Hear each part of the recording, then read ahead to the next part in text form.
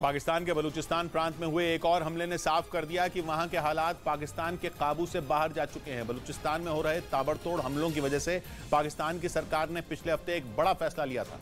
सरकार ने वहां के विद्रोही संगठनों को बातचीत के लिए बुलाया था, लेकिन सरकार की इस कोशिश का भी कोई असर नहीं हुआ।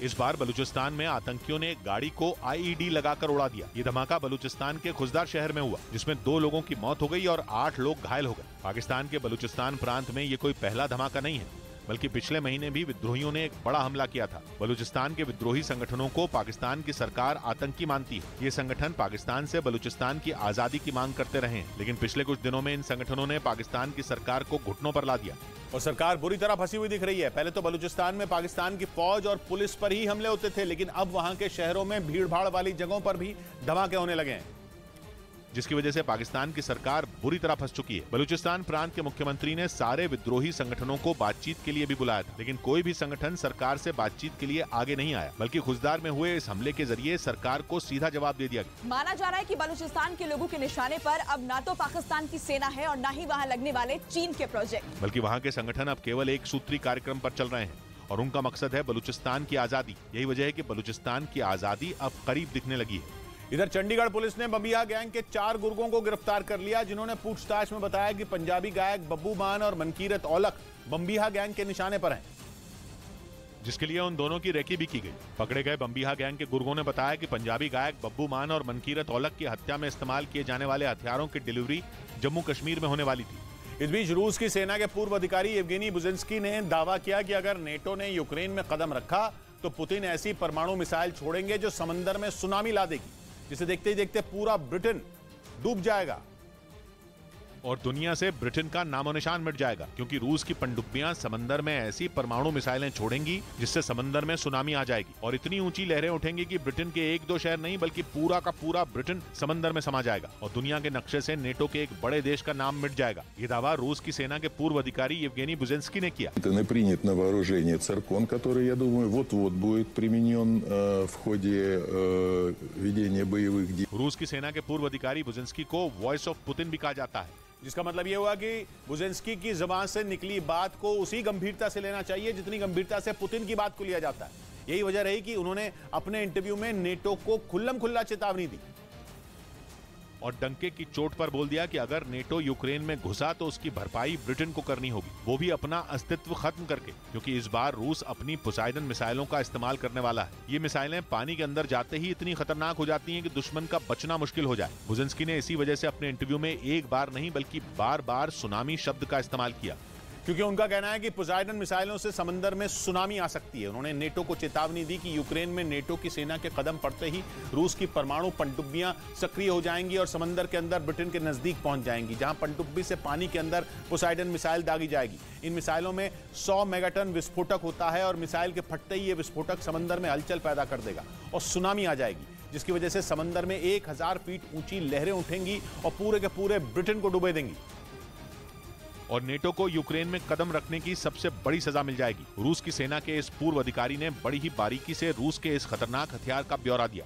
यही नहीं, उन्होंने सरमात मिसाइलों से भी नेटो को डराया और बयान दिया कि अकेले सरमात ही नेटो का दिमाग ठिकाने लगाने के लिए काफी है, क्योंकि ये रूस की सबसे बड़ी परमाणु मिसाइल है और अकेले ब्रिटेन को बर्बाद करने का दम रखती है। यानी रूस ने तय कर लिया है कि वो सीधा अमेरिका पर हमला नहीं करेगा, बल्कि उसके दाहिने हाथ को काटेगा, यानी ब्रिटेन को सबक सिखाएगा, क्योंकि ब्रिटेन वो देश है जो यूक्रेन जंग के बाद अमेरिका की राह को आसान करने के लिए रूस को परेशान कर रहा है। क्योंकि कभी खबर आई कि ब्रिटेन का जासूसी विमान रूस पहुंचा था, तो कभी खबर आई कि ब्रिटेन ने कर्ज ब्रिज उड़ाने में यूक्रेन की मदद की थी।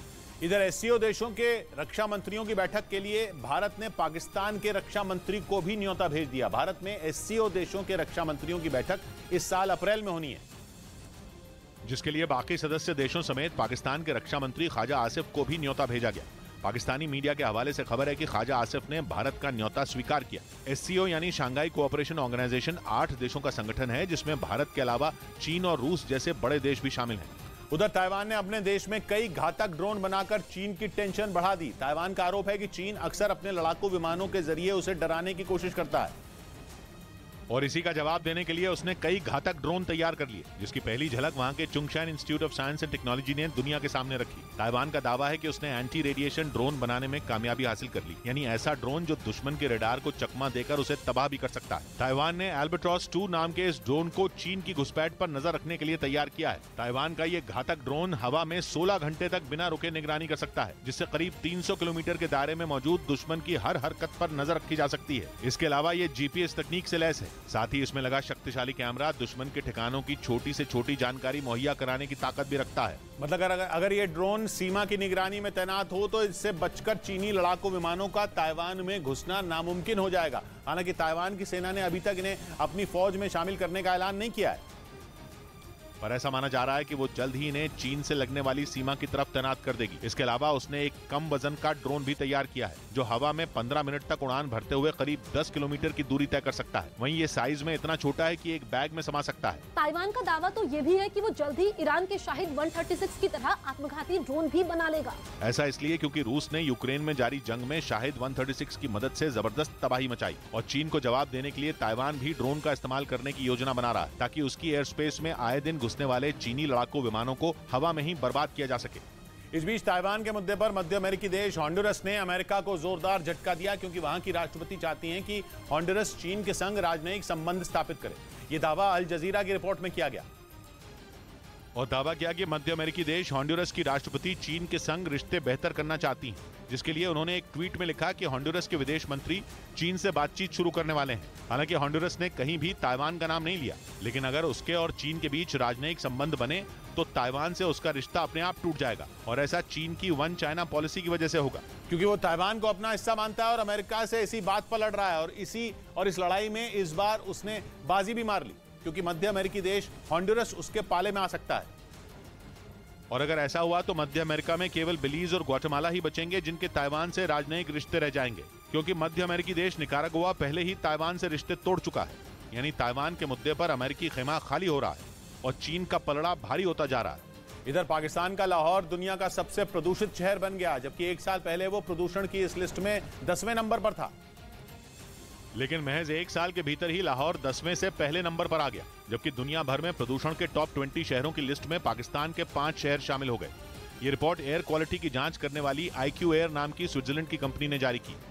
उधर कभी सोवियत संघ का हिस्सा रहे मध्य एशिया के देश कजाकिस्तान ने पुतिन को ठेंगा दिखा दिया। उसने अपने यहां मौजूद रूस के स्पेस सेंटर की संपत्ति ही जब्त कर ली। बताया गया कि ऐसा इसलिए किया गया ताकि स्पेस सेंटर को चलाने वाली रूस की कंपनी से 200 करोड़ रूबल यानी भारतीय रुपयों में 220 करोड़ रुपए का कर्ज वसूला जा सके। और तो और कजाकिस्तान ने रूस की कंपनी के CEO के अपने यहाँ से निकलने पर भी रोक लगा दी। रूस ने 1994 में कजाकिस्तान से ये बाइकोनूर स्पेस कॉम्प्लेक्स लीज पर लिया था। वो दुनिया का पहला और सबसे बड़ा स्पेस सेंटर है। उसी स्पेस पोर्ट से 1961 में पहली बार कोई इंसान स्पेस में पहुंचा था और वो इंसान यूरी गागरिन थे। लेकिन उसी स्पेस सेंटर की संपत्ति को कजाकिस्तान ने जब्त कर लिया। वो इसलिए क्योंकि उसे चलाने वाली रूस की स्पेस कंपनी रूस और कजाकिस्तान के एक ज्वाइंट वेंचर से लिया लोन नहीं लौटा पाई। इधर हरियाणा सरकार ने राज्य में जारी प्रदर्शनों के बाद सरपंचों को दिए जाने वाले फंड को 2 लाख से बढ़ाकर 5 लाख कर दिया। यानी राज्य में होने वाले 5 लाख तक के विकास कार्यों का ठेका सरपंच दे सकेंगे और इसके ऊपर के विकास कार्यों के लिए ई-टेंडरिंग की जाएगी। वहीं सरपंच जिन कामों के ठेके देंगे उनकी जिम्मेदारी भी उन्हीं को लेनी होगी। इसके अलावा हरियाणा में सरपंचों की सैलरी 3000 से बढ़ाकर 5000 और पंचों की सैलरी 1000 से बढ़ाकर 1600 करने का फैसला भी लिया गया। उधर नेटो के सदस्य देश स्लोवाकिया ने अपने देश में इटली के एयर डिफेंस सिस्टम लगाने का ऐलान कर दिया। इसका मतलब यह कि वो अपने देश में लगे अमेरिका के एयर डिफेंस सिस्टम पेट्रियट को हटा देगा और उसकी जगह इटली में बने मांबा एयर डिफेंस सिस्टम का इस्तेमाल करेगा। स्लोवाकिया के रक्षा मंत्रालय ने ऐलान किया कि इसके लिए करीब 150 सैनिकों की तैनाती की जाएगी, जिनके जरिए नेटो अपने सदस्य देश स्लोवाकिया के आसमान की रक्षा करेगा। इससे पहले वहां अमेरिका का शक्तिशाली एयर डिफेंस सिस्टम पैट्रियट तैनात था, जिसे अमेरिका रूस के S-400 के टक्कर का एयर डिफेंस सिस्टम मानता है। यही वजह है कि जंग की शुरुआत से ही ज़ेलेंस्की भी अमेरिका से पेट्रियट की लगातार मांग कर रहे थे। लेकिन यूक्रेन के पड़ोसी देश स्लोवाकिया ने पेट्रियट की जगह इटली के मांबा एयर डिफेंस सिस्टम की तैनाती का ऐलान कर दिया। ऐसा इसलिए क्योंकि उसे डर सता रहा है कि नेटो का सदस्य होने की वजह से कहीं वो पुतिन का अगला टारगेट न बन जाए। इसलिए स्लोवाकिया अपनी सुरक्षा में कोई कसर नहीं छोड़ना चाहता।